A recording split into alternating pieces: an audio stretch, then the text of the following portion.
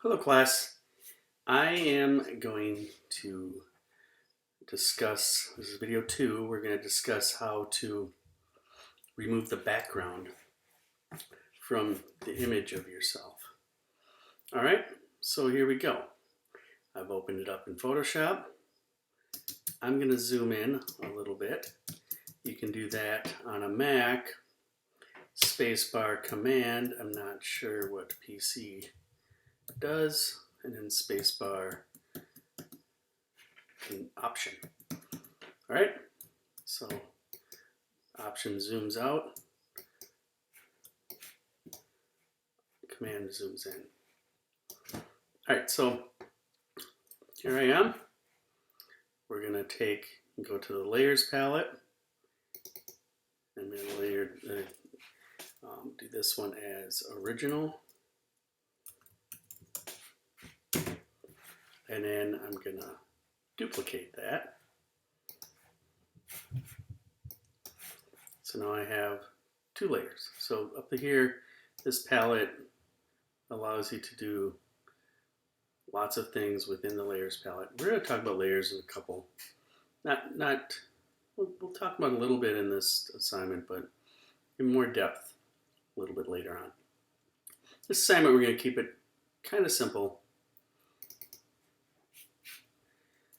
We still will use layers. And this one, I'm going to call this J. So now I'm going to turn off the original. I'm going to make a new layer. You see how you do these with, they're called layers so you can do things on top of one another. All right, and you manipulate each one separately without disturbing another one and changing it.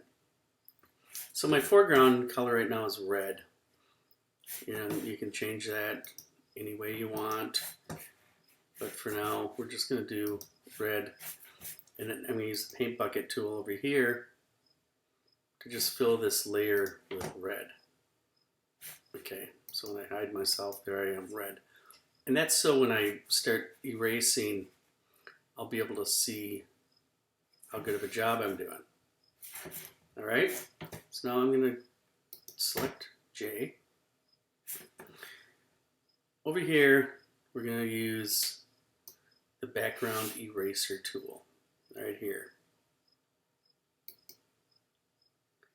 And I'm going to use, so here's the tool. So up on the top, you're going to see the different properties that you can change. So I got this at about 130 pixels, the brush. The hardness is at about 23. I've done this a little bit, so I know that these numbers work pretty well. You don't want it really hard. You want a little softness to it. All right, you want it gigantic. This is a good size. The next thing you want to do is select this middle eyedropper. These are the different ways the tool will sample. This middle one is going to be sampling just every time you click, it does a new sampling. And that's what I want. Discontiguous. So you want to select that.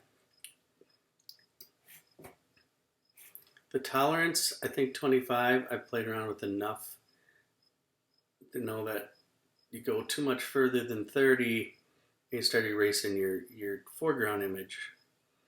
And any lower, and it doesn't erase enough. So tolerance is just kind of reading the information and telling the tool to either take too much or take more off or take less off or whatever. And you want to protect foreground color. Okay? Because this tool is selecting a background color. Now I'm going to just start erasing. So I'm going to hold down and just go pretty slow here. And this is doing a pretty good job. We're not after, it's not taking enough off over here, I don't think, but, oh yeah, there we go. You do have to stop and resample once in a while. You know, I think for what we're doing, I think this works great. It's not wanting a lot down here. What we can do at the end is can bump up the tolerance a little bit and try some more on areas that didn't quite do a very good job. So just continue to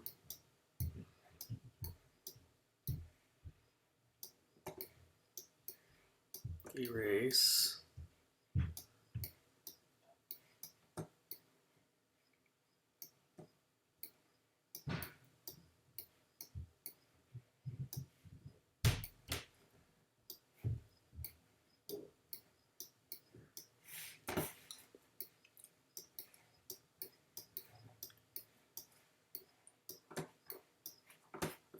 If you get something stubborn like that down there, you could try bumping the tolerance up.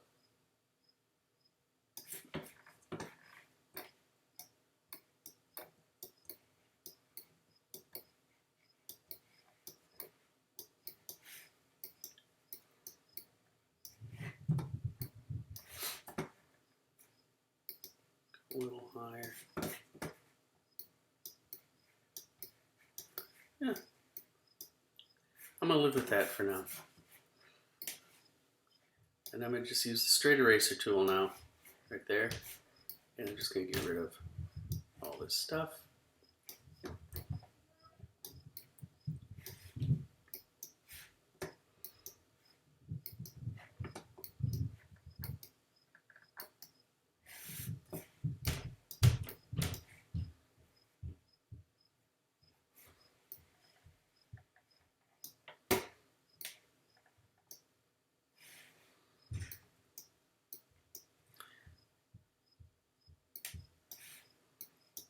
So notice that this is a hard-edged brush, and it's not, it doesn't have any kind of softness to it. So I'm going to take this down a little bit smaller because I don't want to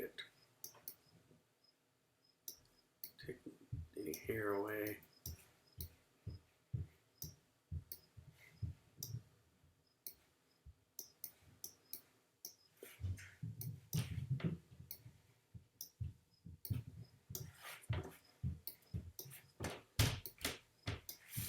Okay, now when I remove the red, I have that.